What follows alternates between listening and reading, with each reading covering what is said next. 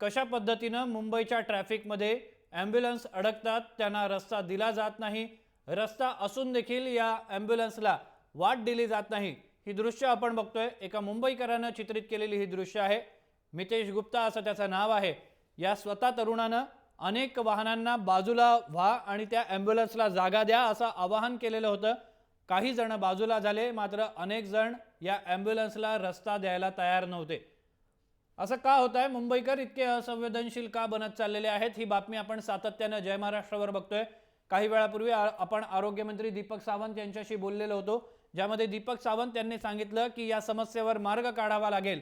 मात्र ट्रॅफिकचं काय करणार? ट्रॅफिकची समस्या आजही मुंबईमध्ये प्रचंड प्रमाणामध्ये आहे। त्यावर काही तोडगा निघणार आहे का? का अशाच ट्रॅफिकमध्ये अडकून अनेक जणांना आपले जीव गमवावे लागणार आहेत? हे हायपोथेटिकल स्टेटमेंट नाहीये किंवा काहीतरी एक्झॅजरेटेड स्टेटमेंट नाहीये। मुंबईमध्ये ही गोष्ट गेल्या आठवड्यात झालेली आहे। एका तरुणाला ट्रॅफिकमुळे आपला जीव गमवावा लागलेला होता। एक ट्रक त्याच्या पायावरनं गेलेला होता।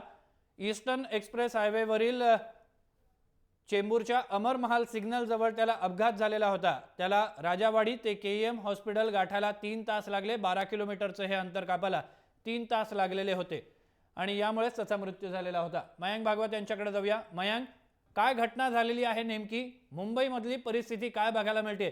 आज देखील ईस्टर्न एक्सप्रेस हायवेवर प्रचंड ट्रॅफिक होतं। या ट्रॅफिकमध्ये जर एखादी व्यक्ती ॲम्ब्युलन्समध्ये अडकली असेल तर त्याला कदाचित जीव गमवावा लागला असता। श्रीरंग, हीच गोष्ट जी आहे ती 2 दिवसापूर्वी सोमवारी दुपारी झाली। प्रचंड ट्रॅफिक होतं। ट्रॅफिक जे आहे ते ईस्टर्न एक्सप्रेस हायवेवरती होतं आणि या ट्रॅफिकमुळे एका व्यक्तीचा जीव गेला। या व्यक्तीला 12 किलोमीटरचं अंतर, फक्त राजावाडी हॉस्पिटलपासून केईएम हॉस्पिटलपर्यंतचं अंतर कापायला 3 तास लागले। 3 तास एक ॲम्ब्युलन्स जी आहे ती ट्रॅफिकमध्ये उभी राहते।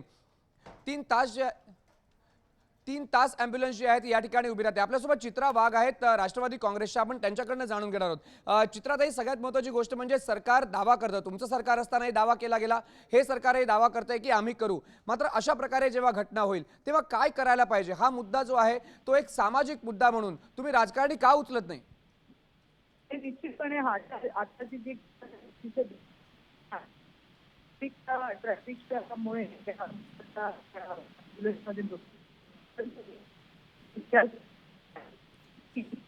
चित्रा वाघ यांच्याबरोबरचा संपर्क तुटलेला आहे। आपण त्यांना पुन्हा संपर्क करण्याचा प्रयत्न करणार आहोत। मात्र या सगळ्या मुद्द्यावर थोडंसं संवेदनशीलपणे बघण्याची गरज आहे, कारण एखाद्या व्यक्तीचा जीव या ट्रॅफिकमुळे जाऊ शकतो।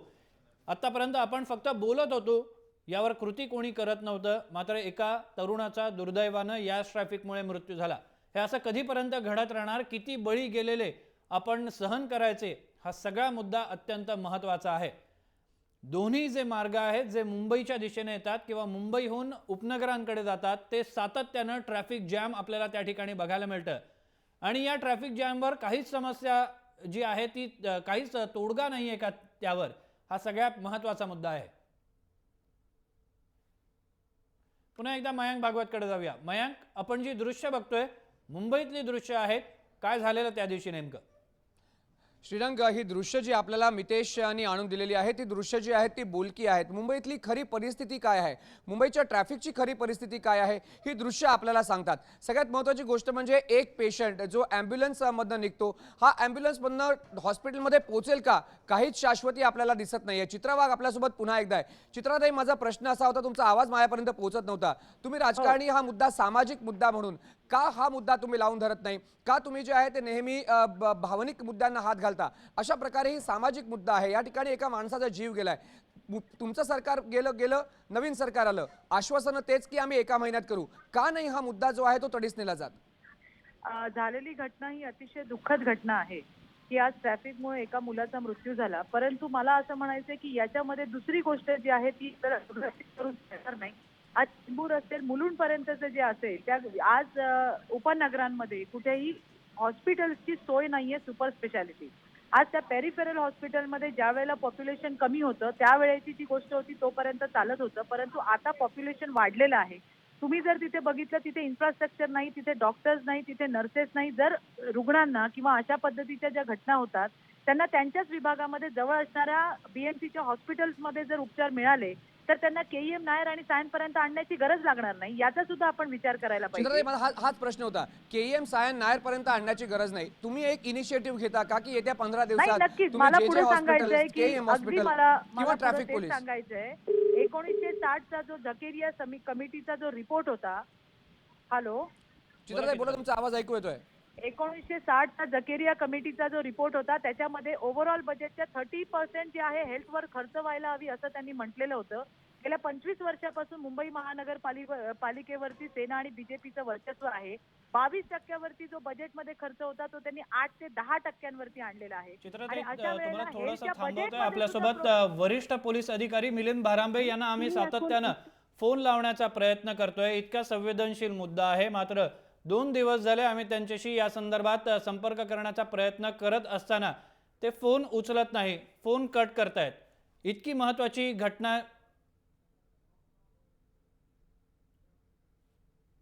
हॅलो, बोला चित्राताई, आपण मुद्दा बघतोय मांडत की होतात. मिलिंद भारांबे यांना आपण फोनवरनं सातत्यानं संपर्क साधण्याचा प्रयत्न करतोय. समस्या सोडवायची कशी? वरिष्ठ पोलीस अधिकारी फोन उचलत माझा नाही. आवाज येतोय का? बोला चित्राताई. पॉप्युलेशन 4 पटीने वाढलेलं आहे, परंतु हेल्थच्या प्रोव्हिजनचं बजेट जे आहे ते 8 ते 10% आणण्याचं काम यांनी केलंय. मला पुन्हा एकदा हेच म्हणायचंय, ट्रॅफिक हा तर मुद्दा आहेच. आज हार्ट ट्रान्सप्लांटसाठी ज्या वेळेला ग्रीन कॉरिडॉर सारखी व्यवस्था मुंबईमध्ये होते, रेस्क्यू ऑपरेशनची कुठलीही वाहनं असतील त्यांच्यासाठी अशा प्रकारचा रोड होणं अपेक्षित आहे, अशा प्रकारचा एक गँगवे होणं अपेक्षित आहे. सामाजिक बांधिलकीमुळे अशा बांधिलकी जपत नागरिकांनी सुद्धा अँब्युलन्स असेल किंवा फायर ब्रिगेडच्या गाड्या असतील तर यांना पहिलं प्राधान्य द्यायला पाहिजे. हा तर एक मुद्दा आहे, परंतु सगळ्यात महत्त्वाचा हा मुद्दा आहे की जे पेरिफेरल हॉस्पिटल तिकडे आहेत त्यांना तुम्ही सुपर स्पेशालिटी कधी बनवणार आहात, की अजून अशा किती तुम्ही रुग्णांचे जे आहेत जीव घालवणार आहात आणि त्याच्यानंतर तुम्ही तिथे लक्ष देणार आहात, हा सुद्धा विचार करायचा मुद्दा आहे. बरोबर. चित्राताई, पुन्हा एकदा मी तुम्हाला हाच मुद्दा सांगतोय की मिलिंद भारांबे जे वरिष्ठ पोलीस अधिकारी आहेत त्यांना देखील आपण संपर्क साधण्याचा 2 दिवस प्रयत्न करतोय. तुम्ही स्वतः रिंग ऐकू शकता, मात्र ते सातत्यानं फोन घ्यायचा जो एक्सरसाइज आहे तो करत नाहीयेत किंवा फोन कट करतायत. का असं होत आहे? संवेदनशीलता नावाची गोष्ट शिल्लक राहिलेली नाही. मी पुन्हा एकदा हेच म्हणेन, आज ज्यांच्या घरामधलं बाळ गेलेलं आहे, ज्यांचा मुलगा गेलेला आहे, त्यांच्यासाठी अतिशय दुःखद घटना आहे. याच्याच आधी तुम्हाला आठवत असेल महिन्याभरापूर्वी घाटकोपरमध्ये सुद्धा अशी घटना घडली की एका शाळकरी मुलाचा मृत्यू झाला तिकडे. तिथे आमच्या नगरसेविका होत्या राखी जाधव, त्यांनी उपोषण केलं आणि काय त्यांना जे म्हणजे ह्या सगळ्या गोष्टी ज्या आहेत त्या वारंवार मुंबई शहरामध्ये घडतायत. या गोष्टी नवीन नाहीत, परंतु मेडिकल सारखी जी महत्वाची फॅसिलिटी तुम्ही मला सांगा की त्या बाजूला जर आपण बघितलं ईस्टर्न सबबला तर आज कुठलं हॉस्पिटल आहे? मुलुंडमधून जर सायन नायर केईएम ला जर आणायचं असेल तर कमीत कमी 2 ते 3 तास जातात. का तुम्ही अजूनपर्यंत हॉस्पिटल जे आहेत ते अद्ययावत केली नाही? काय करता तुम्ही बजेटचं? सुनील प्रभू जे आहे ते झकेरिया कमिटीचं इम्प्लिमेंटेशन सगळ्या देशभरामध्ये करण्याची गोष्ट करतात. त्यांच्या सत्तेमध्ये गेली 25 वर्ष महानगरपालिकेची सत्ता असताना 22% बजेट त्यांनी 8 ते 10% आणून ठेवला. याच्यावरती सेनेचे कोणी नेते उत्तर देतील का? आणि अजून अशी किती लोकांचे मृत्यू होण्याची तुम्ही वाट पाहणार आहात? तुम्ही सांगा. ट्रॅफिक हा मुद्दा आहे, परंतु हे पेरिफेरल हॉस्पिटल जे आहेत, पॉप्युलेशन वाढले, तुम्ही तिथे काही सुधारणा करणार आहात का? पीजीचे डॉक्टर तुम्ही तिथे देणार आहात का? तुम्ही बघा लहान मुलांचे ते आयसीयू सुद्धा नाहीये तिकडे राजावाडीमध्ये. तुम्हाला असं वाटतंय का की हे सगळं फेल्युअर जे आहे ते शिवसेनेकडे जास्त जातं, कारण महापालिका त्यांच्या ताब्यात आहे आणि महापालिकेची आरोग्य यंत्रणा ही सक्षम नाही? अहो, मी म्हणण्यापेक्षा तुम्हीच विचार करा. सगळं जे समोर दिसतंय त्याला करून करते. हा राजकीय विरोध नाही. गेली 25 वर्ष तुम्ही सत्तेमध्ये आहात. आज पेरिफेरल हॉस्पिटल तिकडे आहे. जर तिथे तुम्ही चांगल्या पद्धतीने अद्ययावत सुविधा दिली तर काय गरज आहे चेंबूर आणि घाटकोपरच्या माणसाला सायन केईएम नायर पर्यंत आणायची? आज मुलुंडमध्ये एखादी घटना गेली, तुम्ही विचार करा, मुलुंड पासून सायन पर्यंत यायला त्याला किती वेळ लागणार आहे? तेच जर तुम्ही मुलुंडचं हॉस्पिटल, आज शताब्दीची अवस्था बघा काय आहे, आज तुम्ही भगवतीची अवस्था बघा काय आहे. यांना तुम्ही कधी अद्ययावत करणार आहात? तुम्ही जर यांना अद्ययावत केलं तर तिथल्या लोकांना इथपर्यंत येण्याची गरज नाही. याच्याकडे आपण विचार करणार आहोत की नाही, की फक्त आपण ट्रॅफिकवरच नेहमीप्रमाणे बोलणार आहोत? याचाही विचार करायला हवा. बरोबर. चित्राताई, आपल्यासोबत आशिष शेलार आहेत, आपण त्यांना देखील विचारूया. आशिषजी, सगळा आपण प्रकार बघतोय की मुंबईमध्ये ॲम्ब्युलन्सला जागा दिली जात नाही. घाटकोपरमध्ये एका तरुणाचा याच ट्रॅफिकमुळे बळी गेलेला होता. चित्राताईंनी या ठिकाणी एक मुद्दा उपस्थित केला की ट्रॅफिक मॅनेजमेंट हा तर एक विषय आहेच, मात्र मुंबईमधली जी आरोग्य यंत्रणा आहे, हॉस्पिटल्स आहेत, ती इक्विप नाहीत, ज्यामुळे सगळ्या रुग्णांना मुंबईमध्ये केईएम किंवा अशा रुग्णालयांमध्ये आणावं लागतं. हा सगळ्यात मोठं फेल्युअर म्हणायचं का महापालिकेचं? मला असं वाटतं याच्यात राजकारणाचा भाग करण्यापेक्षा जे चित्राताई म्हणाला ते खरं आहे की केवळ ट्रॅफिकवर अवलंबून राहणं तर ट्रॅफिक हा परत लोकांमुळेच वाढलेला आहे. त्यामुळे त्याच्यावर अवलंबून राहणारे सगळे प्रश्न सुटतील असं नाही.